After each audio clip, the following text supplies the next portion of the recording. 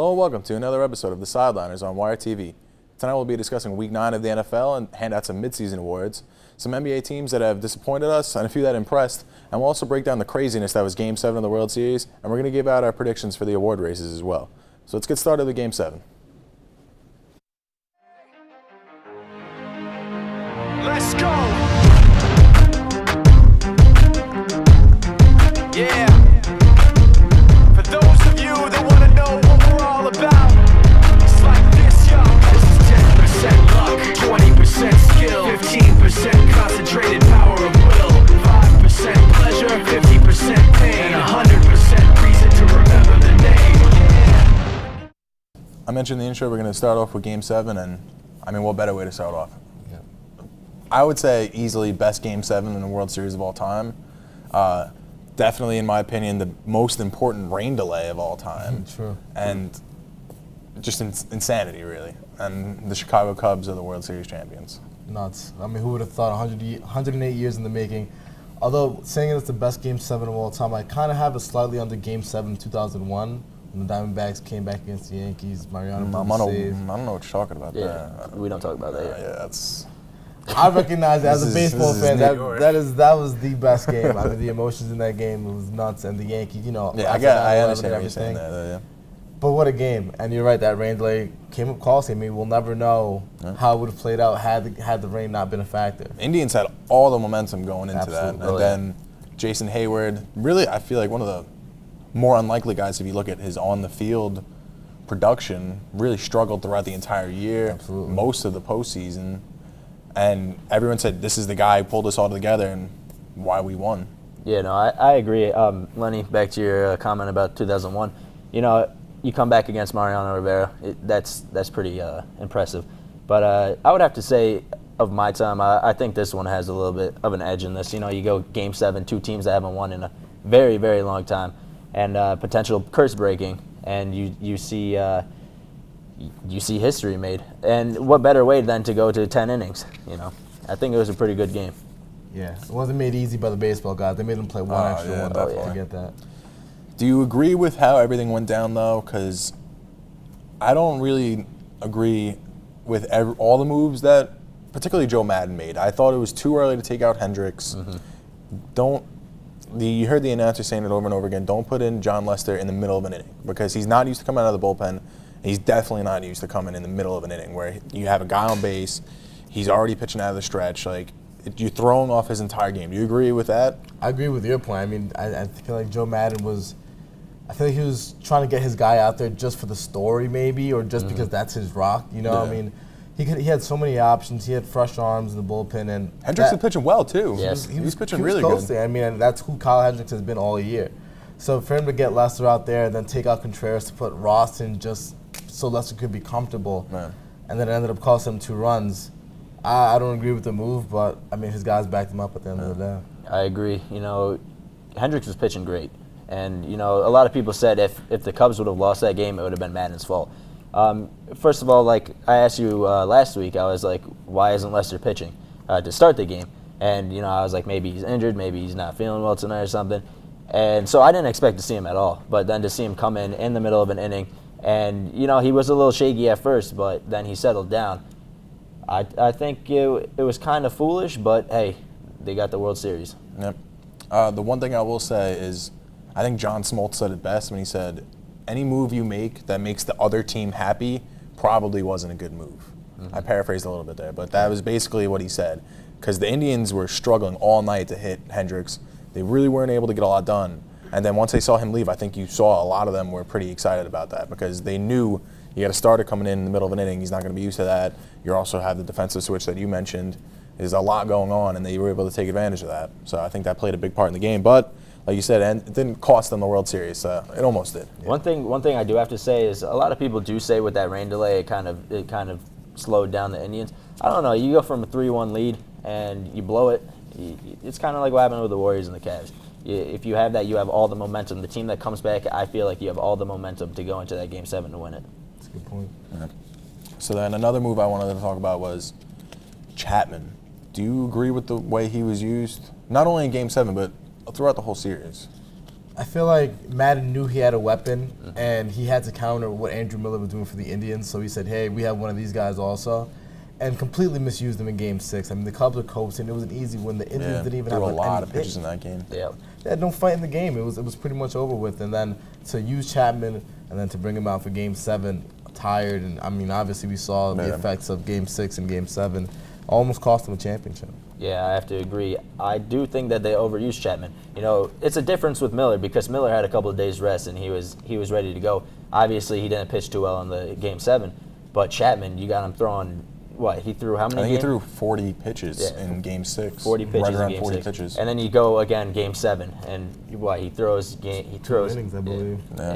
Yeah, I just think it's overuse, and that's kind of risking a caliber closer like him. It's not good for his arm. So, I think that wraps up. Is there anything else you guys want to say about Game 7? I just want to bring up the point of the Cubs catchers in this game. I mean, Wilkins Contreras contributing with a double, RBI double, Ross with a home run, Montero with the ultimate game-winning single. Yep. I mean, Key complete insurance down run. the line. I mean, these catchers, I mean, we haven't heard about Miguel Montero in how long? It shows Since how he hit that, Oh, that grand slam. Exactly. So just shows how deep the catchers are at a position where in the MLB you really only have one stud catcher and then a decent backup. The Cubs, that roster is insane. I want to throw it back to Ross. You know, it's his last game playing professional baseball, and he comes out last at bat and he hits a home run. And what do you think that says about? What do you think that says about him?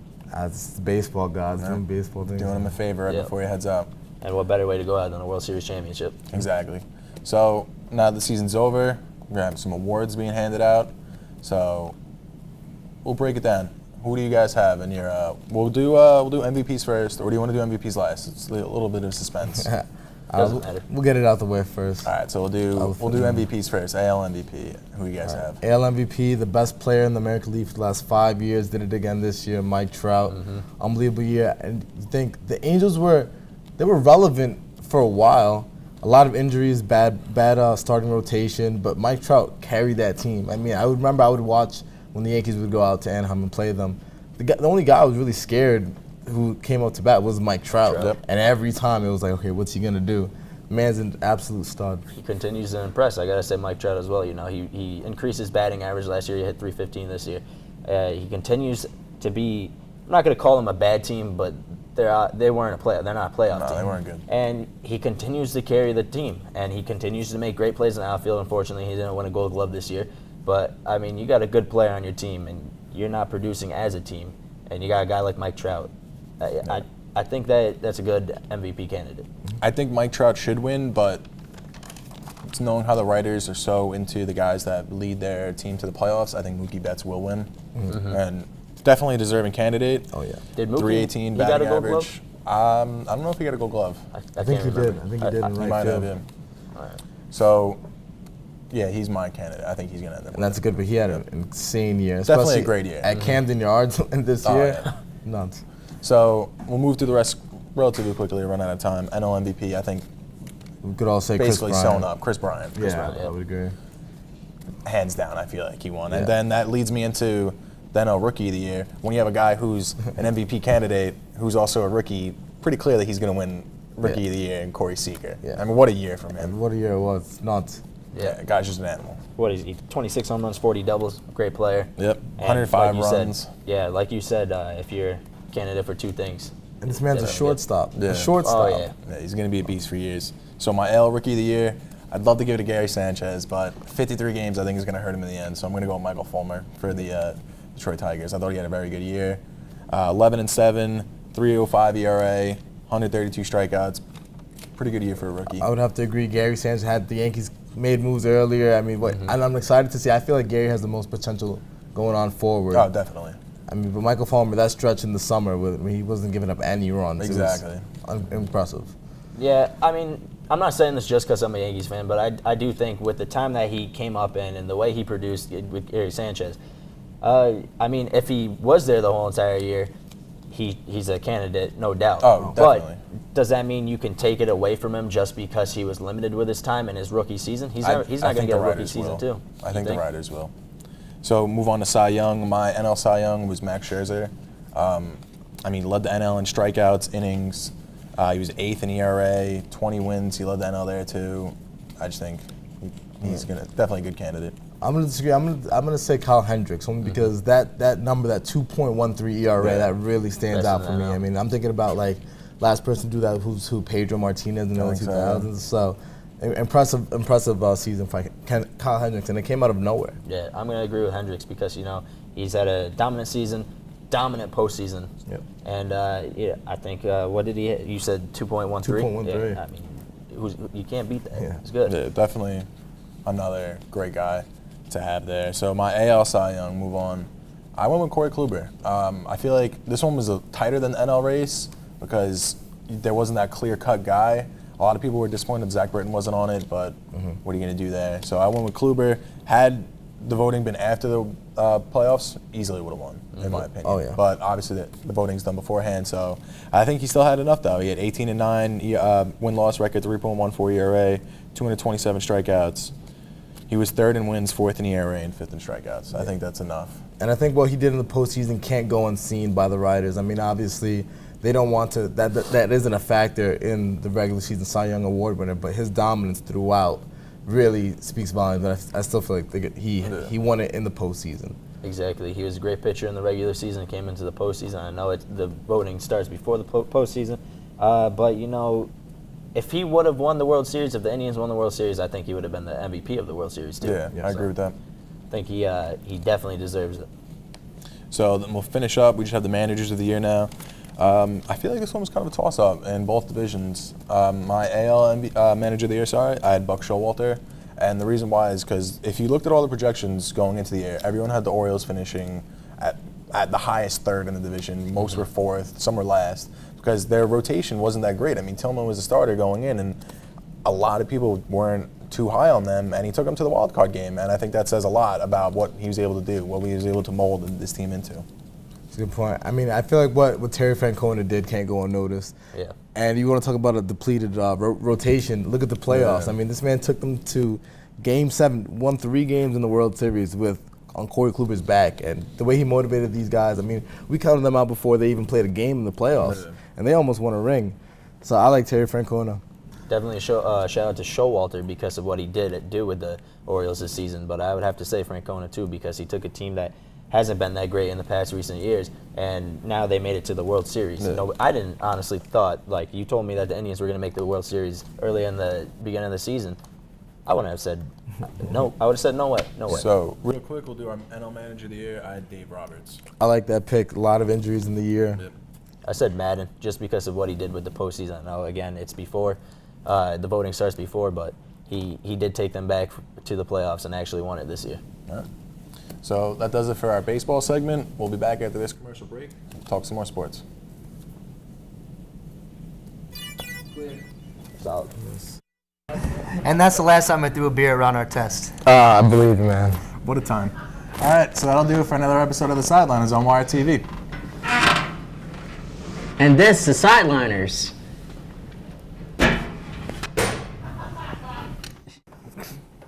Welcome back to The Sideliners on Wire TV. So guys, we're at the midway point of the NFL season now, so we'll break down a couple games that seemed important, and then I want to give out our midseason awards. So let's get right into it. One of the games I wanted to talk about, which I feel like was the game of the week, Sunday night game, Oakland-Denver. Both these teams 6-2, fighting for that AFC West title, the lead right now, and Oakland really impressed me. Yeah, they look good. I mean, it's been a long time coming for Oakland. They've been waiting for a big-time game like this, and their opportunity to showcase, that you're not going to walk all over us anymore. And they brought it to Denver. I mean, that offense, it was a battle of the really good offense, that Denver defense, and Derek Carr and the boys pulled it off. And I'm excited. I like the movement going on down there. I like the Jack Del Rio charge. I mean, Definitely. I thought this was the first big test for Oakland. Obviously, came out, finally scored like 14 first points. Yeah. They had the quarterback, Derek Carr, has looked like a top 5 QB thus far. Latavius Murray rushed for over 100 yards and 3 touchdowns. And they have Amari Cooper and Michael Crabtree, who look like one of the better receiving duos in the league so far. So I think they're for real. I think they're legit. Yep. And I wouldn't be surprised if we see him later in the season, to be honest. You can't forget Mac Daddy on that defense. no. I mean, he brings the pain. Pro Bowl in 2 different positions, that's crazy. Nuts. So then another game I thought looked pretty important, Green Bay and Indy. And what is going on with Green Bay right now? They're just so inconsistent. I mean, their defense could have stopped a nosebleed. Andrew Luck was dicing all over. Frank Gore looked like Frank Gore on the 49ers a couple of years ago. I mean, like 2010 Frank Gore. Exactly. I mean, they were missing Clay Matthews. Obviously, that hurts. That's one of the leaders on defense. But there's no excuse. And you have Aaron Rodgers on your team. Rodgers didn't even play bad. He almost had 300 yards, 3 touchdowns. He did have a pick. But this is a team, an Indy team, that hemorrhages points. Yeah. And I understand that the Green Bay defense isn't great, but it's better than Indy's. Oh yeah, 100%. So And you got to score more than that. I don't know if it's necessarily like the running game that's not existent in Green Bay. Like Ty Montgomery, what do you got? He didn't play last week, got hurt or something. Eddie Lacy's out, James Starks is out. So I think they're just looking for another dimension in the running game, which they don't have right now. So hopefully they figure that out. But I don't know. It's scary. Green Bay. It's not looking good. No. Especially with Minnesota. though. Definitely. Yeah. And Detroit. Oh yeah. Yeah, it's really a 3-way race right now. Who would have thought? Yep. Another game I really wanted to talk about was Seattle and Buffalo, the Monday night game. And is it the return of Jimmy Graham? Is Jimmy Graham back? Oh, he's been Jimmy's back. back. Jimmy's back. He's been back. I was surprised at how many points each team put up. I mean, you Yeah. talk about a Seahawks team that scored, 6 points a couple Monday night football games ago. The Bills, who are a little inconsistent on offense, and the Seattle defense. Both defenses, really. Yeah, and they put up points, and the Bills were close. The Bills are right there. I mean, kudos to Rex Ryan and the staff for getting them ready. Oh, definitely. I think Tyrod looks like retro Michael Vick, both Virginia Tech boys. But I mean, he's a good player. He can run.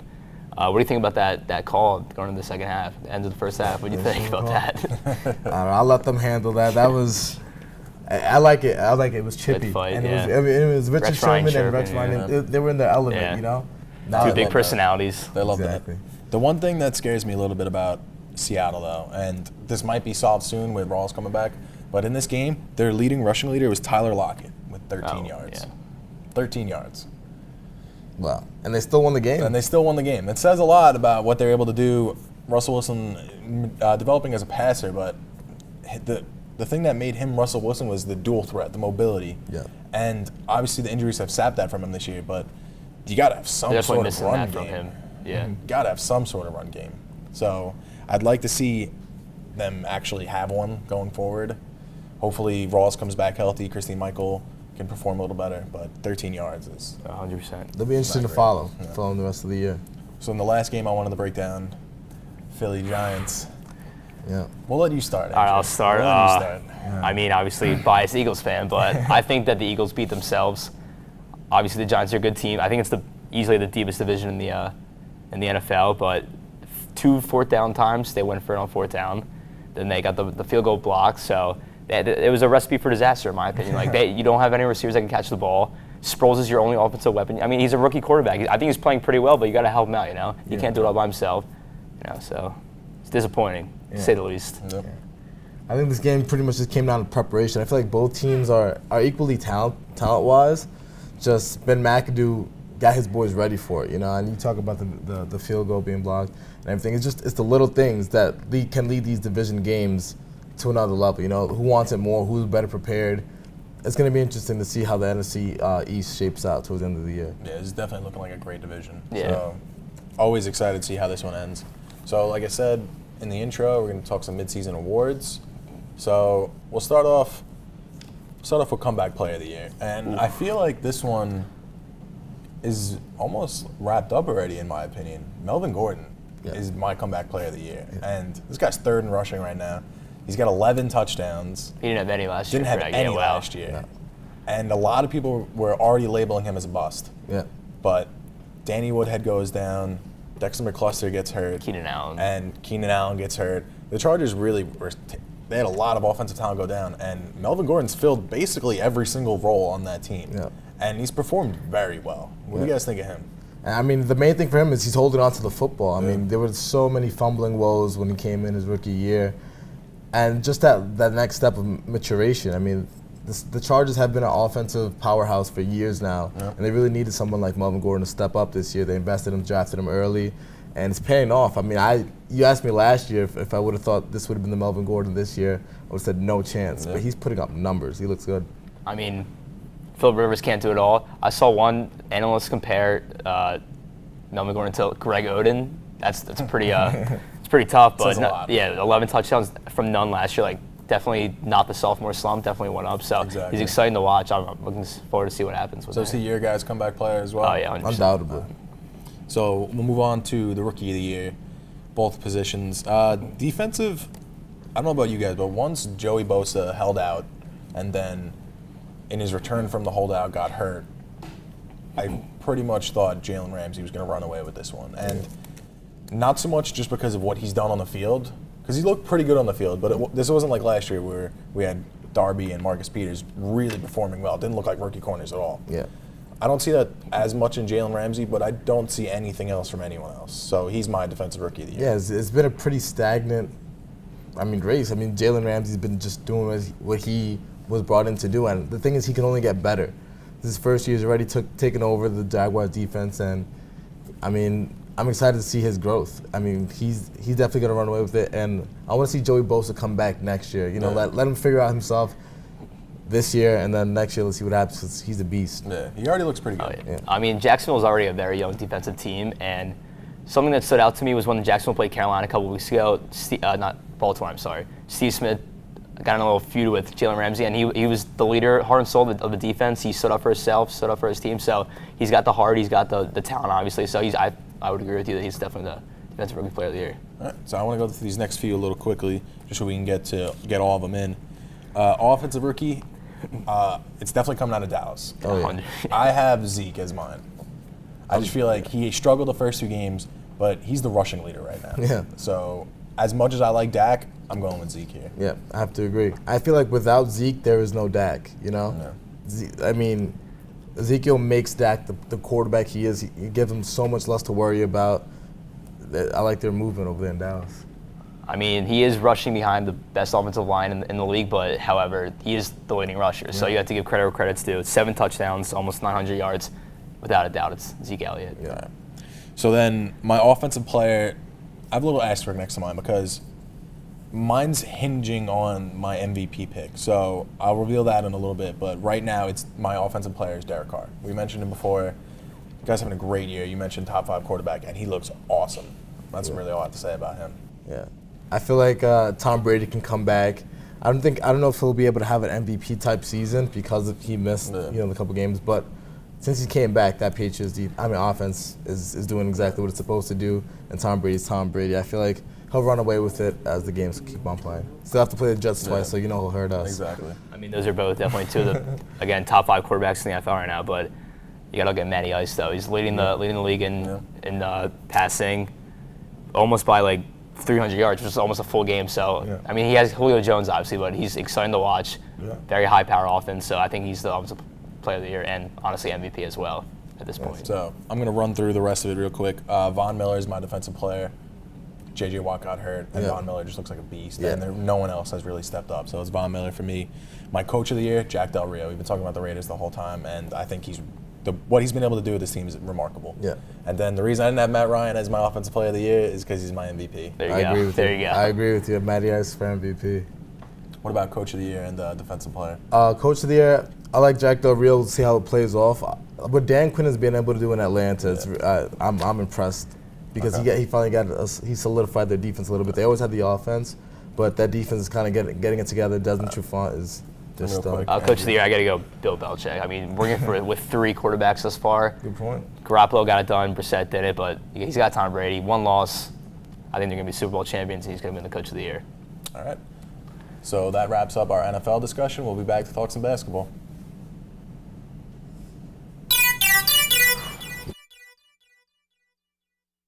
All right, good stuff. And we'll be back after this quick commercial break. All right, good stuff, guys. We got 30 seconds. We'll come back and we'll talk about basketball, right? Basketball? Yeah, sounds good. The Knicks have been horrible lately. Yeah. All right. Always coming for us. All right. Let's dump out and we'll come back in 5, 4, 3, 2. Take 2. Cue talent. Yeah, I don't think his mic's working. Should we go fix that? Nah. Let's leave it. We're good. This is Sideliners. Welcome back to the Sideliners on Wire TV. The NBA season is a couple weeks in, so we'll break down some teams that have mainly disappointed us so far. So, Justin, I know you're talking a lot. Teams that disappointed you. We'll let you start. First of all, I'd like to say that the Timberwolves have been a disappointment to me. Karl Anthony Towns, Andrew Wiggins, two bright young stars.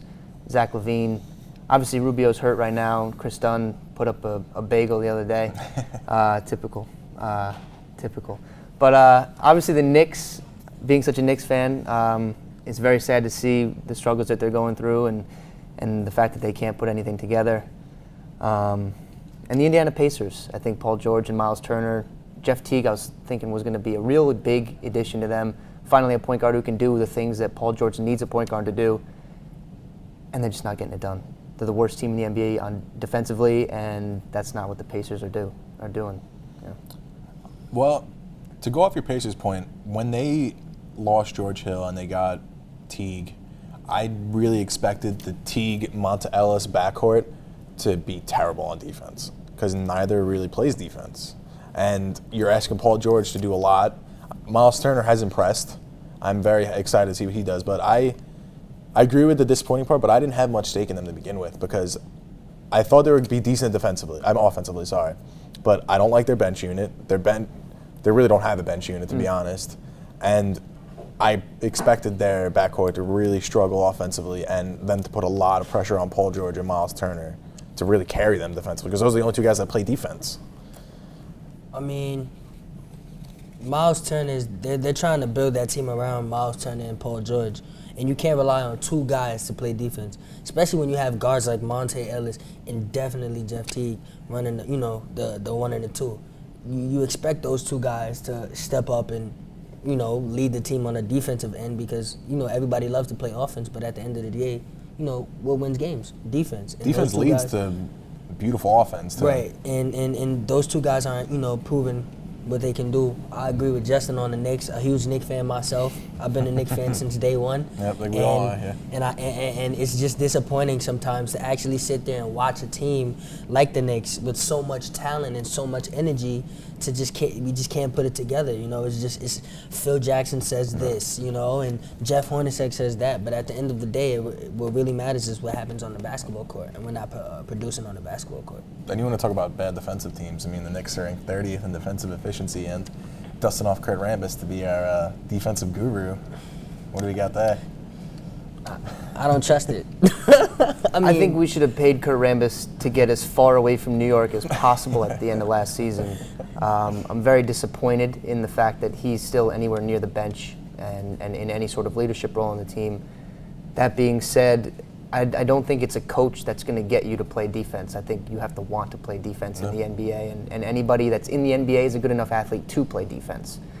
And I'm speaking specifically to Carmelo Anthony, one of the better athletes in the entire league, a guy who's capable of playing defense that just never wants to. And it's terrible to see. I mean, the Knicks are very one-sided. Just a perfect example, I can say, when we played against Chicago, even though we won that game, we were one-sided. We didn't play defense, D-Wade shot tremendous from three, and it was ridiculous, We didn't close out. He had 35 points that game, 30, 35. Right, and then 35 and 10 rebounds, but not only that, what's killing us too, we don't rebound the ball, and we cannot make any free throws, and that's what's killing us, and that's why we're losing. I definitely agree with those points there. And then I wanted to touch on your Timberwolves topic, too. This is a team where I personally was so excited to watch them this year. They were my sleeper pick in the West. I thought they were going to at least take this 8th seed. I think I had them as my 7th seed. And you have pieces like Karl Anthony Towns, Andrew Wiggins, Zach LaVine. You mentioned Rubio's hurt, and I wasn't too sure how Chris Dunn would develop, but 1-5 is 1-5. I mean, you have Thibodeau coming in. You'd like to see a little bit better than that. I mean, I have a question, though, and the question I want to ask both of you guys is, do you feel like they're still a young team with Karl Anthony Towns being in his 2nd year, Chris Dunn coming into his rookie season, Andrew Wiggins coming to his 3rd, 4th season? I mean, these guys are still young. I mean, you look at a team like LA, the Los Angeles Lakers, and then, doing really well, but they're still young too. So, I mean, it all depends on who the leadership is. Yeah, Tom Thibodeau's a great coach, but I definitely agree with you there. Unfortunately, that does it for us in the Sideliners. Thank you for joining us as always. We'll see you next time. Be good.